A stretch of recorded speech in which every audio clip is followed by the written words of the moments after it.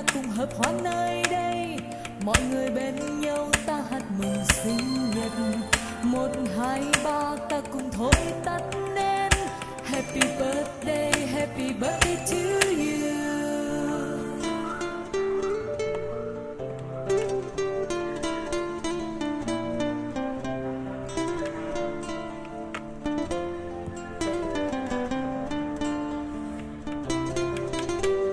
On this day, all together we'll be. I will all sing for your birthday. 1, 2, 3, we blow out the candle. Happy birthday to you. Happy birthday to you. Happy birthday to you.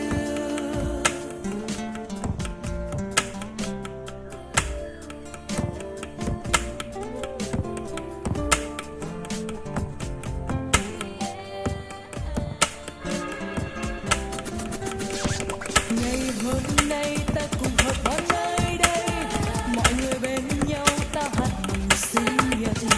1, 2, 3 ta cùng thổi tắt nến. Happy birthday to you. On this day, all together we'll be.